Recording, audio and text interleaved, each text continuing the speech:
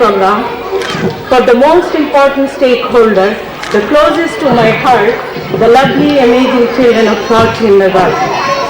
On these joyful occasions, we are honored, delighted to have our chief guest, Chief Patron Madam, Mrs. Fatima Tahir Saeed, and Madams of other positions, loving parents, grandparents, and other distinguished guests here with us today. It was in last April 2013. We had commenced our momentous academic journey. It is less than 1 year. Time has passed incredibly fast, and we have reached at the end of this program what we are celebrating here today. In such short period of time, our bright children have learned so much. They have grown in many ways, physically, mentally, socially. Cantt Kindergarten is a garden for children. They are like seeds, begin to sprout. I would like to share some of the anecdotes, what we are experiencing throughout our journey, especially the children of playgroup. When they got the first exposure to the educational process, they were so scared, frightened, and afraid when they are put in their leg in the educational institute. Some of them cried so hard that they were throwing up. And it was continuing up to 3 to 4 months, and our dynamic teachers, loving parents, caring sisters, and some of the caregivers had been working hard to settle them down, to make them familiar with the new school environment. And slowly, they have become very, very comfortable, what you can see today. So I can say they entered the school with confusion and lots of pride on their eyes, but now they are leaving with smile on their faces. This is drawing. These are like physical exercise also in their classes. In addition to that, they had other outdoor activities. For example, 2 field trips. One was educative in Nago Theatre, the other was fun in Shishu Mela. And these trips are very, very important to enhance their learning through direct hands-on experiences. They had another very big program, annual sports and picnic program. We still could visualize how wonderfully our lovely children were participating in different sports events, especially the dress as you like. Of the teachers who are ready to listen to their trivia, who are ready to listen to their stories of Barbie doll, or fairy tale, or Spider-Man, or who are ready to the parents or the friends or their pets. If a teacher brings a real pet in the classroom or a fish in a clear jar of water, they will be excited because children love to touch, feel and explore. And I think our teachers are trying, we have so many constraints. I have a wonderful set of teachers. They are small in number but mighty.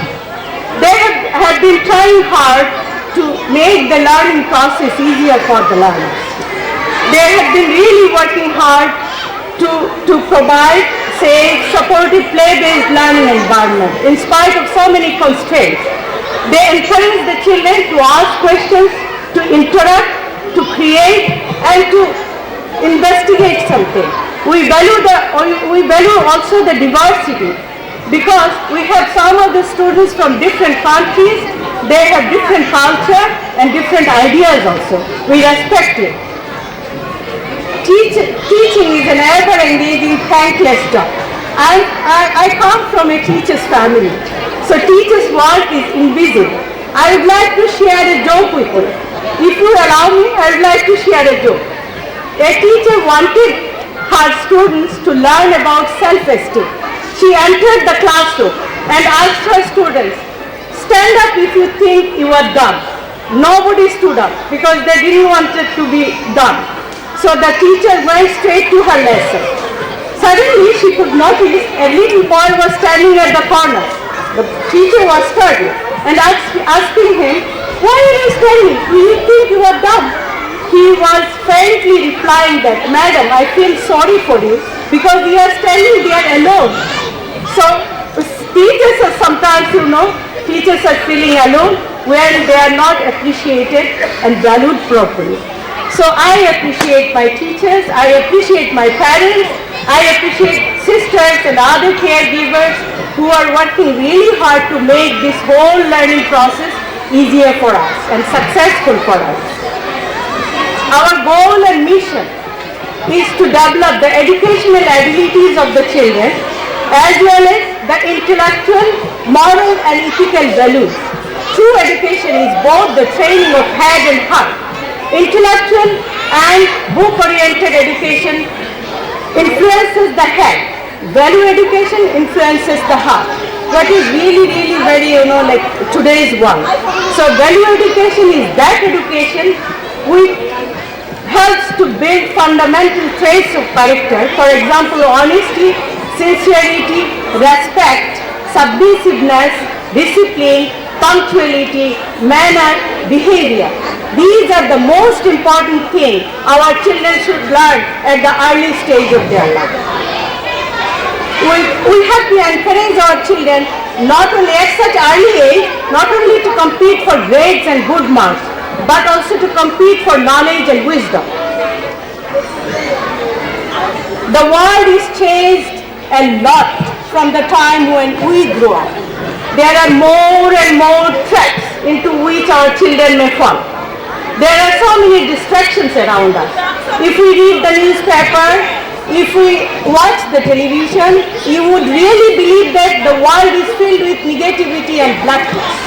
So this is our collective responsibility to keep our young generation in the right track.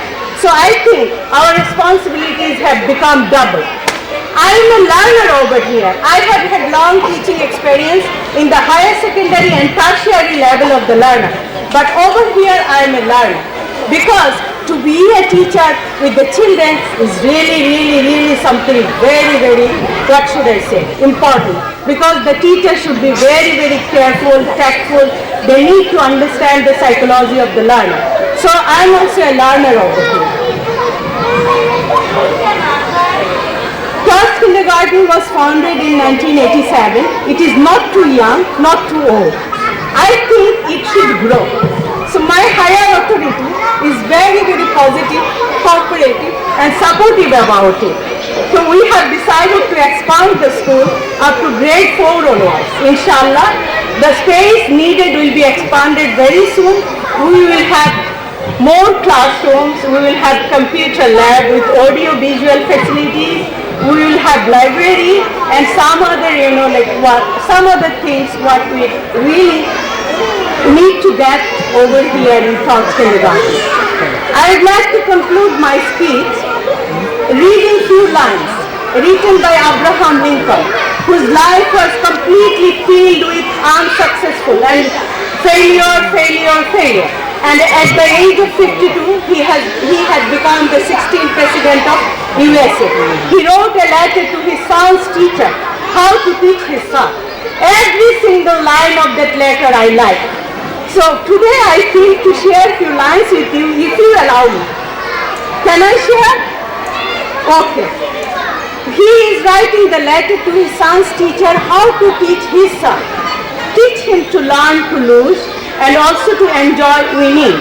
Teach him, if you can, the wonders of books, but also to give him quiet time to ponder the eternal beauty of birds in the sky, bees in the sun, and flowers on a green hillside. In school, teach him it is far more honorable than to fail. To fail than to cheat. Far more honorable to fail than to cheat. I would like to conclude over here and I invite you all to enjoy the most attractive part performed by our little genius. Okay, thank you.